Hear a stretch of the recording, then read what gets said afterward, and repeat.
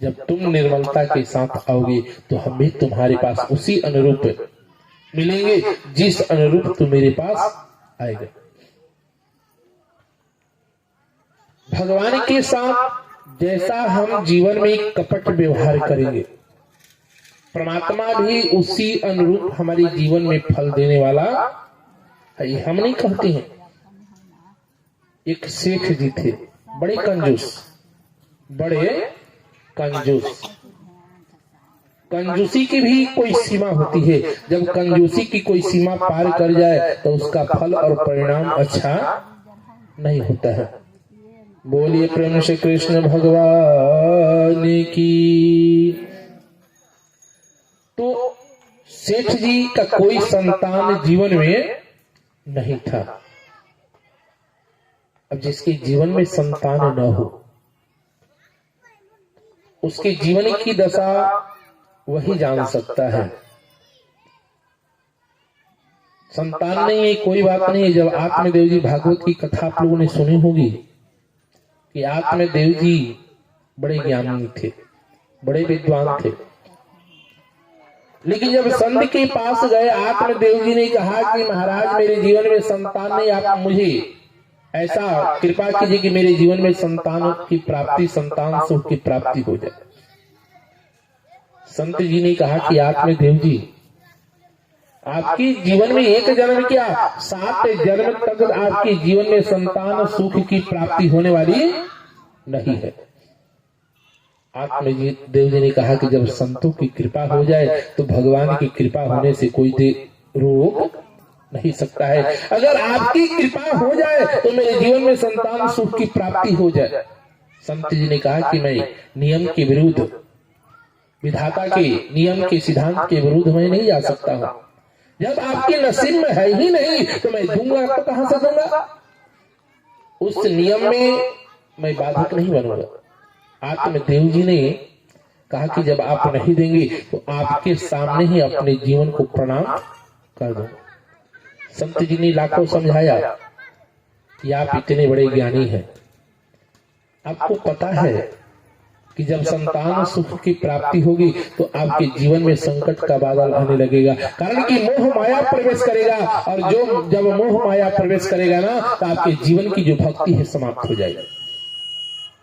आत्मदेव जी ने बड़ी सुंदर बात संत जी से कही कि महाराज हम जो है समाज के बीच रहते हैं, लोगों के बीच रहते हैं, और आपको समाज से कोई लेना देना नहीं। आप तो जंगल में रहते हैं और जंगल में आप भगवान का नाम जपते हैं, आपको मान और मर्यादा से कोई थोड़ी चिंतन है।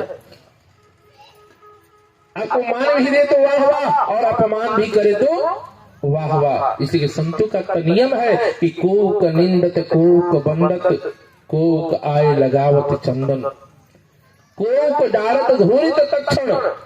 संत को कोई अच्छा भी कहता है, कोई भला भी कहता है, कोई बुरा भी कहता है, कोई पगला भी कहता है, सब कहता है, लेकिन संत जो है अपने जीवन में मान मर्यादा की कोई चिंता अगर चिंतन करते तो केवल परमात्मा की चिंतन करते। आत्मदेव जी ने कहा कि महाराज हम परिवार के बीच रहते हैं, समाज के बीच रहते हैं, समाज उल्हाना दे तो सहन नहीं होता है। कोई पड़ोसी अगर कोई कहे, अब पड़ोसी कहता ही है कि बांझ का मुख देखना पाप, कहते ना। आत्मदेव जी ने कहा कि इतना बड़ा ज्ञान है मुझको भी पता है, लेकिन समाज की जो लोकोक्ति है ना, इसके बीच रहते रहते लोगों का ताना सुनते सुनते अब मेरे जीवन में अब एक ही इच्छा बच गई है कि मेरे जीवन में पुत्र हो, नहीं तो मेरे जीवन की मृत्यु हो। अब मैं आपके सामने अपने जीवन को प्रणाम कर दूं।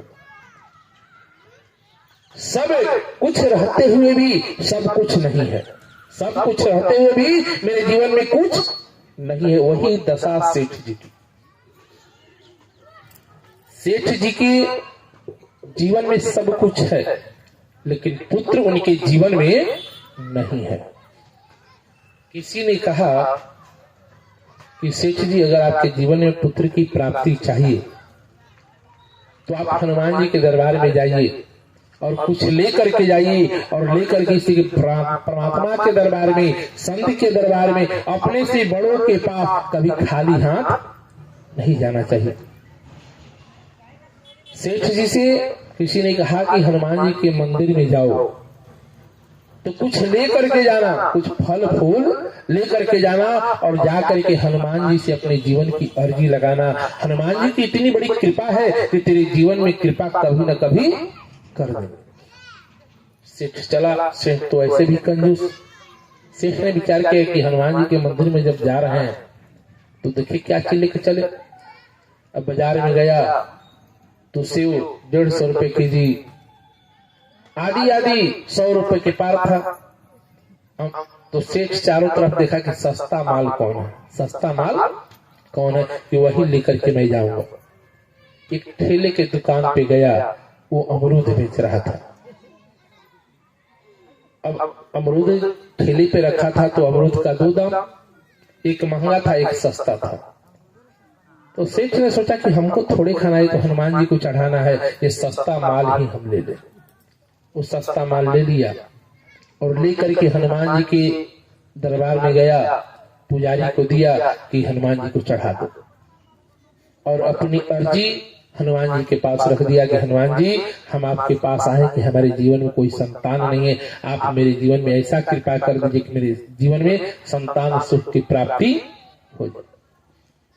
वो अर्जी लगा करके तो आ गया।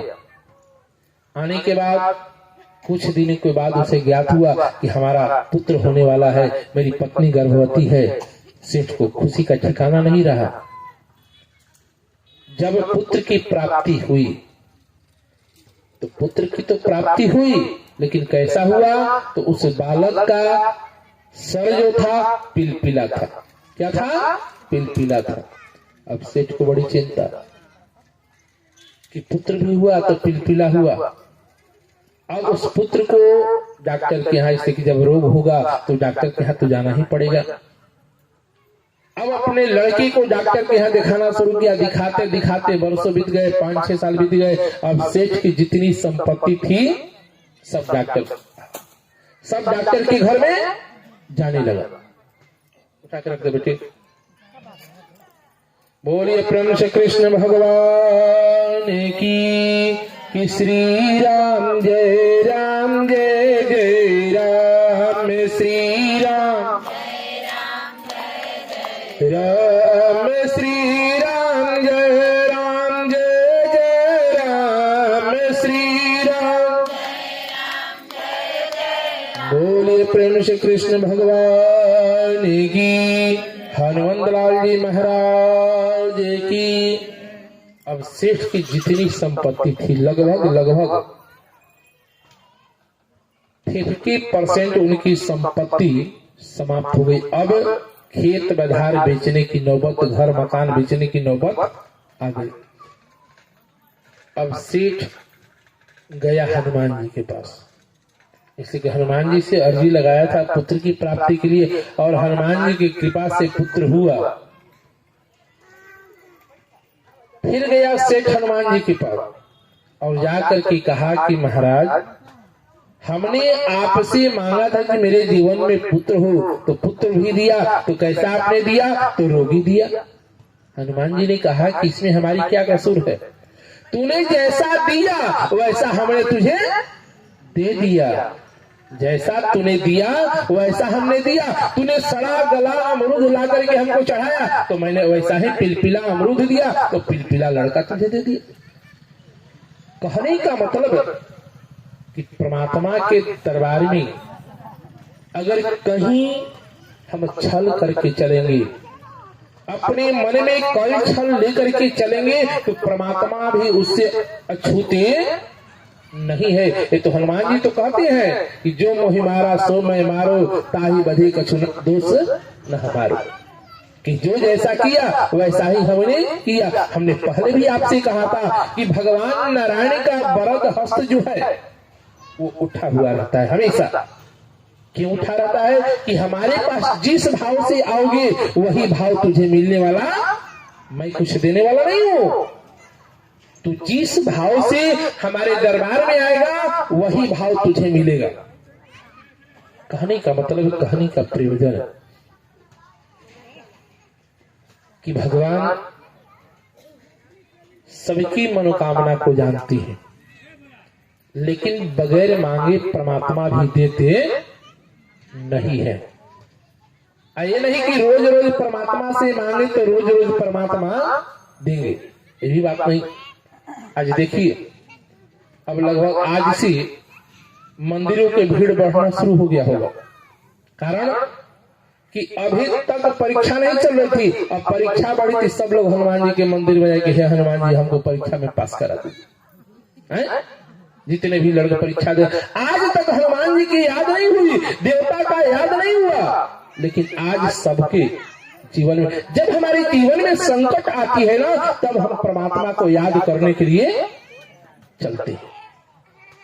इसीलिए कुंती कही थी कि प्रभु मुझे